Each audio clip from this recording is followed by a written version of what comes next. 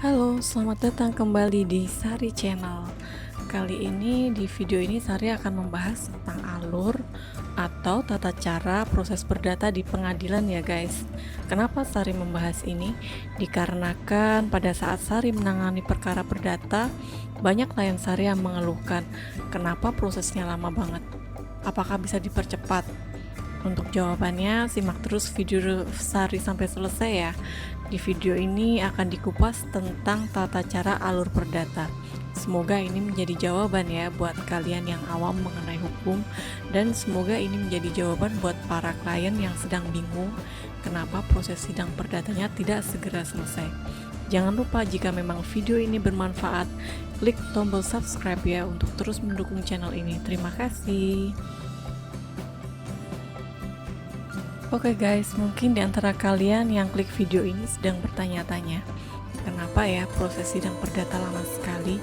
Jawaban Sari adalah karena mengikuti prosedur peraturan perundang-undangan yang berlaku ya guys. Di video ini Sari akan menjelaskan alur berperkara perdata dari awal sampai dengan putusan. Semoga video ini bisa menjawab pertanyaan kalian.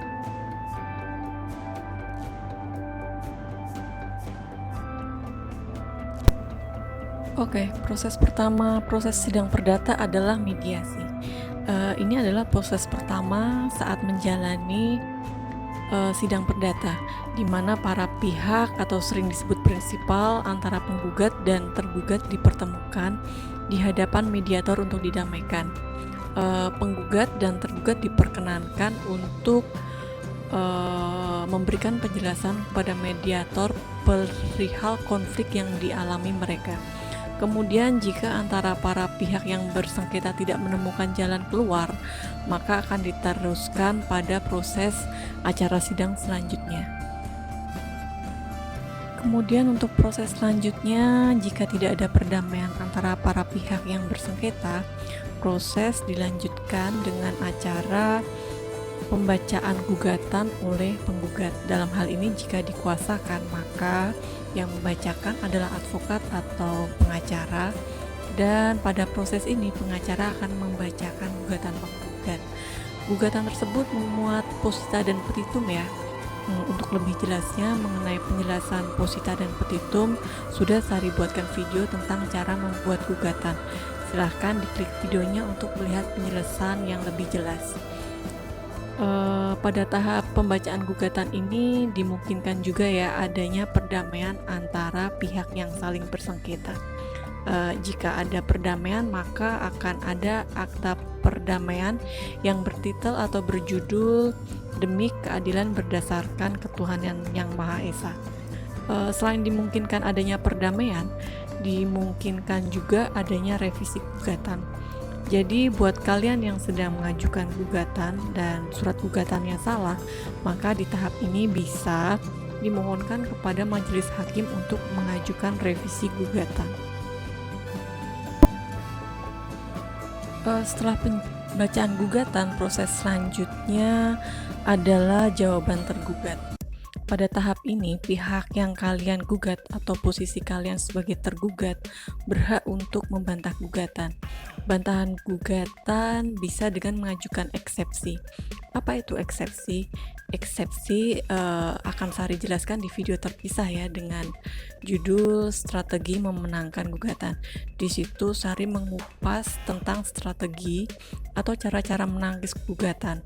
Silahkan diklik videonya, maka kalian akan menemukan jawabannya. Kemudian selain eksepsi, pada jawaban tergugat juga berisi gugatan rekonvensi. Tahap selanjutnya setelah acara jawaban tergugat, selanjutnya adalah replik. Replik ini dibuat oleh penggugat ya untuk menjawab jawaban dari tergugat. Jadi ini yang bertugas membuat replik adalah penggugat atau kuasanya ya guys.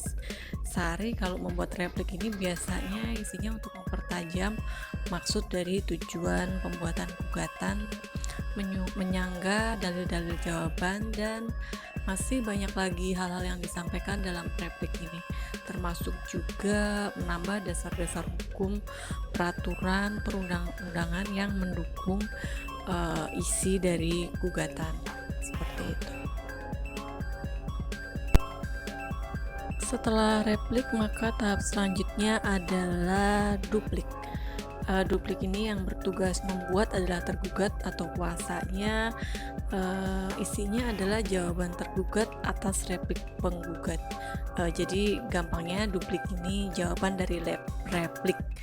Jika Sari membuat duplik ini biasanya juga menambah dasar-dasar hukum, menyanggah dalil-dalil pada replik, dan masih banyak lagi hal yang Sari sampaikan dalam replik ini. Jika memang kalian masih bingung tentang replik dan duplik ini, silahkan komen ya. Atau kalau kalian lagi ada masalah hukum, silahkan komen, akan Sari jawab di kolom komen. Kemudian tahap selanjutnya adalah pembuktian surat. Di sini kalian sebagai penggugat atau tergugat pertama-tama mengajukan bukti surat. Dalam pembuktian surat ini kalian sebagai pihak yang berperkara mengajukan surat-surat yang memperkuat argumen kalian sebagaimana tersebut dalam gugatan maupun jawaban. Dari alat bukti surat yang akan kalian sampaikan pada waktu sidang pembuktian ini, maka akan terlihat fakta-fakta yang terjadi sebenarnya yang akan dijadikan pertimbangan majelis hakim pemeriksa perkara untuk memutuskan perkara. Jangan lupa ya, alat bukti yang asli dibawa untuk ditunjukkan atau diperlihatkan di hadapan majelis hakim pemeriksa perkara ya.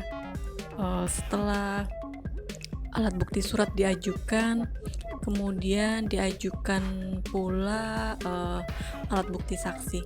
Saksi ini minimal 2 ya guys, karena dalam hukum acara perdata dikenal asas satu saksi bukan saksi.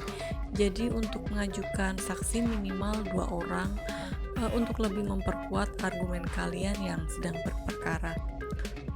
Terus pernah ada pertanyaan, Sari boleh nggak sih kalau saksi lebih dari 2? Boleh sekali, malahan itu jauh lebih baik jika saksi-saksi saling menguatkan satu dengan yang lain. Akan lebih baik jika saksi tersebut melihat, mendengar, mengalami sendiri, gitu ya guys.